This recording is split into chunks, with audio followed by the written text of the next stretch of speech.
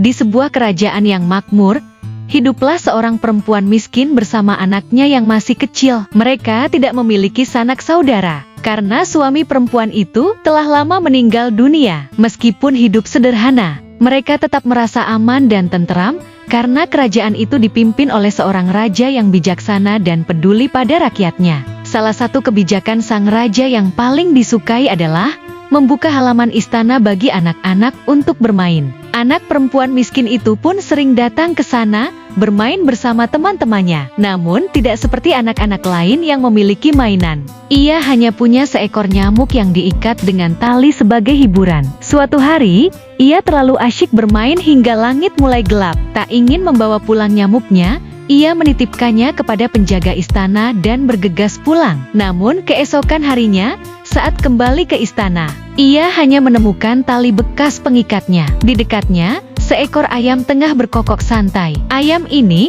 pasti telah memakan nyamukku, pikirnya. Ia pun mengadu kepada sang raja. Mendengar keluhannya, sang raja tersenyum dan berkata, "Kalau begitu, ambillah ayam itu sebagai gantinya."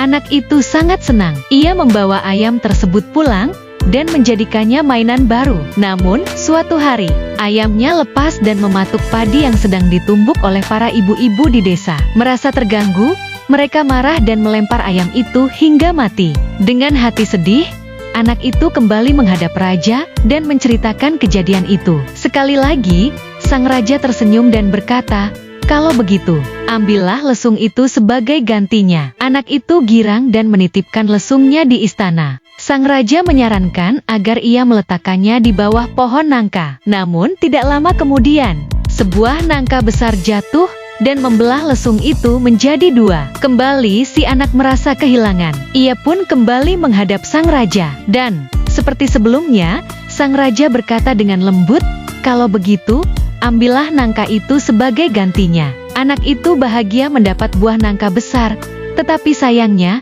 ia tidak kuat mengangkatnya. Ia lalu menitipkan nangka itu di dapur istana. Aroma manis nangka menyebar ke seluruh ruangan, menarik perhatian putri raja yang kebetulan berada di sana. Karena tergoda oleh baunya yang menggugah selera, sang putri meminta pelayan untuk membelah nangka itu. Tanpa ragu, ia melahap isinya hingga habis, menyisakan hanya biji-biji nangka yang berserakan di lantai. Keesokan harinya, anak itu kembali untuk mengambil nangkanya. Tetapi yang ia temukan hanyalah biji-biji yang tersisa. Dengan rasa kecewa, ia sekali lagi menghadap sang raja dan mengadukan perihal nangkanya yang telah dimakan. Sang raja mendengarkan dengan sabar, lalu tersenyum bijak. "Setiap kali kau kehilangan sesuatu, aku selalu menggantinya," katanya. "Jadi, jika kau kehilangan nangka itu, maka aku akan menggantinya juga." Anak itu menatap raja dengan bingung. Lalu, dengan suara penuh kebijaksanaan, sang raja melanjutkan, "Sebagai gantinya, aku akan memberimu putriku." Si anak, yang masih kecil, tidak mengerti maksud sang raja. Namun, sang raja dengan tersenyum menjelaskan jika ia dan putrinya menjadi saudara angkat. Dan sang raja meminta anak tersebut untuk pindah ke kerajaannya. Kini, anak miskin itu telah menjadi bagian dari keluarga kerajaan. Ia hidup bahagia bersama ibunya di kerajaan, dan bersyukur atas kebijaksanaan dan janji yang telah ditepati oleh sang raja.